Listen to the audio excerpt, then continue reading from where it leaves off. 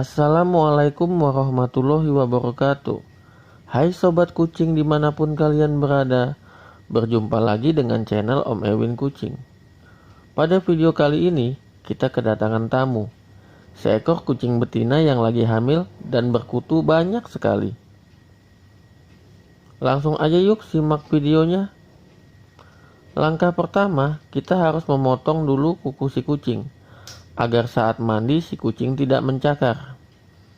Oh iya, sebelum memegang kucing yang berkutu, sebaiknya tangan kita disemprot dulu dengan cairan obat kutu, agar saat kutu loncat ke kulit tangan, dia tidak sempat menggigit kulit kita. Karena gigitan kutu itu sangat gatal dan bisa menyebabkan bentol-bentol merah, dan susah sembuhnya kalau obat yang diberikan tidak tepat.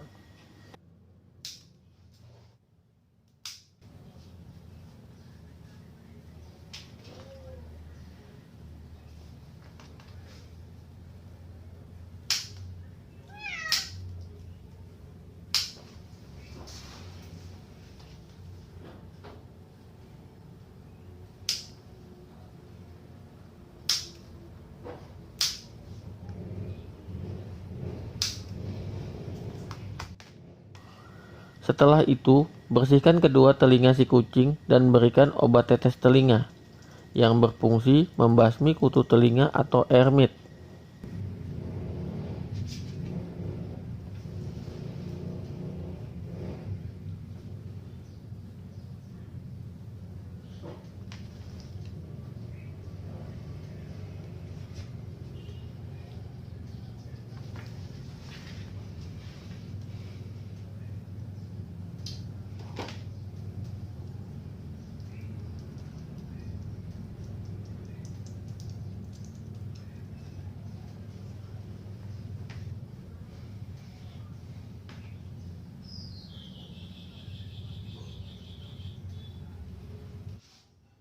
Sebelum memandikan kucing berkutu, sebaiknya kita harus membatasi ruang gerak si kutu dengan menyemprotkan cairan obat kutu di sekeliling leher. Tapi cairan ini jangan sampai terkena mata, lubang hidung, dan mulut. Kutu akan bergerak dari tempat basah ke tempat yang kering. Ketika badan kucing kita basahi dengan air dan kita beri obat kutu atau sampo kutu, maka si kutu akan bergerak ke arah kepala atau muka. Karena area muka jarang atau tidak terjangkau oleh sampo kutu atau obat kutu, sehingga biasanya setelah proses mandi, kutu kucing masih tersisa sedikit di area muka. Untuk membasmi semua kutu di badan kucing, maka prioritas utama adalah daerah muka. Kucing ini sedang hamil, tapi kutunya sangat banyak. Jenis kutunya yang hitam dan suka loncat, atau nama lainnya pinjal kucing. Pinjal kucing merupakan parasit pada kucing yang hidup dari menghisap darah. Pinjal hidup dan bertelur di permukaan tubuh kucing. Pinjal betina bisa menghasilkan telur sebanyak 50 kali sehari. Telur pinjal kemudian bisa jatuh dari kucing dan menetas menjadi larva dalam 2-16 hari. Mereka kemudian berubah menjadi kepompong dan tidak bergerak selama dalam kepompong. Larva pinjal berkembang dalam kepompong dan menunggu sinyal yang menunjukkan adanya hewan inang, seperti panas, karbon dioksida, dan getaran. Pinjal kemudian akan keluar dari kepompong dan menempel begitu menemukan hewan inang dalam hitungan detik. Bila tidak ada hewan, pinjal bisa menunggu dalam kepompong hingga 2 tahun. Gigitan pinjal kucing dapat menyebabkan alergi pada kulit kucing yang ditandai dengan rasa gatal, perubahan warna kulit menjadi kemerahan, dan penipisan rambut kucing pada daerah gigitan. Selain itu, pinjal kucing sering menjadi perantara cacing pita, sehingga kucing yang menjadi inangnya akan ikut terinfeksi oleh cacing pita.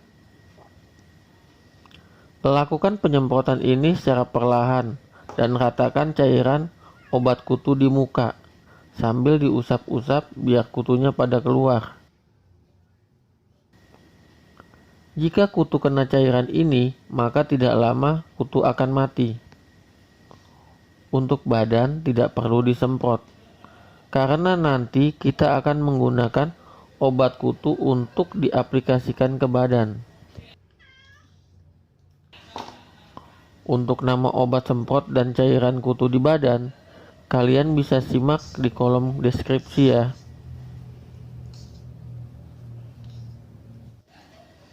Cara pemakaian obat cairnya yaitu dengan mencampurkan 2 gayung atau 2 liter air dengan 1 botol cairan merah.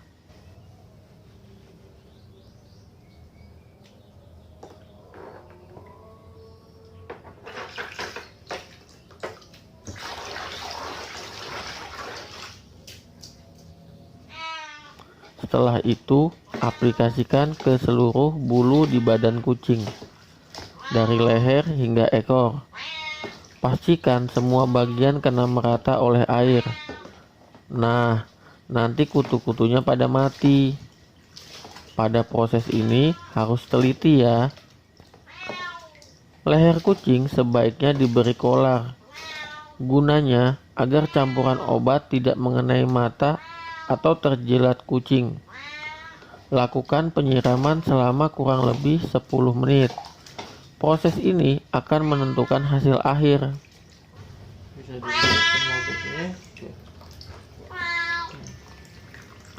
Hal yang perlu diketahui ketika kita ingin mengatasi kutu pada kucing adalah bahwa mandi kutu atau memberikan obat kutu ke bulu kucing saja tidaklah cukup. Tetapi juga kita harus mensterilkan area sekitar tempat bermain kucing dari kutu. Teluh kutu biasanya banyak menempel di barang-barang yang terbuat dari kayu, seperti kolong meja, kolong tempat tidur, yang tempat tersebut biasanya disukai kucing saat bermain. Caranya bisa dengan menyemprotkan cairan obat kutu ke barang-barang yang terbuat dari kayu. Mengganti pasir di box liternya dengan yang baru juga penting, serta mencuci tempat tidur kucing juga perlu dilakukan.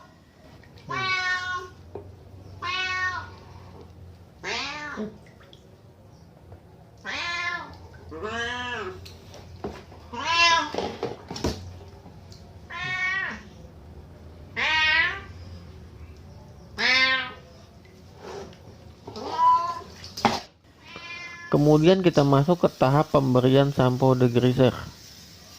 Untuk kucing berkutu banyak sebaiknya diberi obat dulu baru disampoin. Karena jika disampoin dulu, sebagian kutu yang masih hidup akan ikut larut bersama air. Yuk.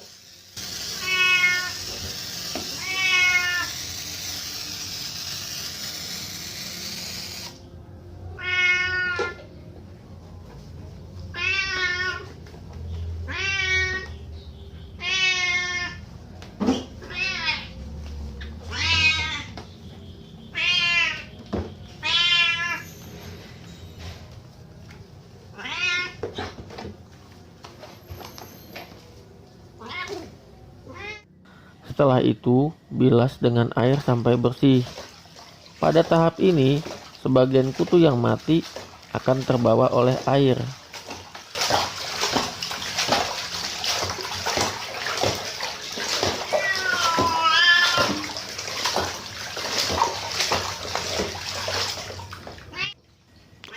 Lalu masuk ke tahap sampo utama. Untuk tahap penyampoan, kita bisa menggunakan 1 kali sampo atau 2 kali dengan degreaser. Bebas sesuai selera masing-masing. Yang penting, hasil akhir tidak mengurangi kondisi bulu. Bulu kucing saat kering tidak berminyak.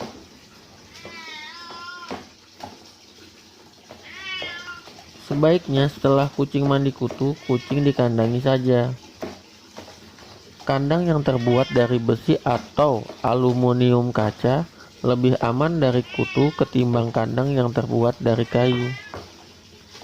Jika kita memiliki lebih dari satu kucing dalam satu ruangan yang sama, maka sebaiknya pengobatan kutu dilakukan secara bersama-sama.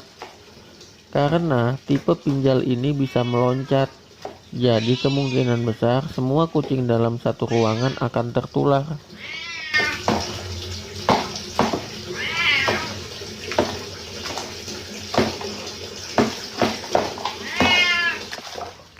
Kemudian bilas kembali sampai bersih, lalu keringkan. Saat proses pengeringan, biasanya kutu-kutu yang mati akan berjatuhan terkena angin blower.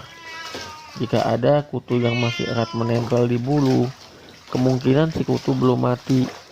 Makanya, pada tahap pemberian obat kutu harus benar-benar teliti.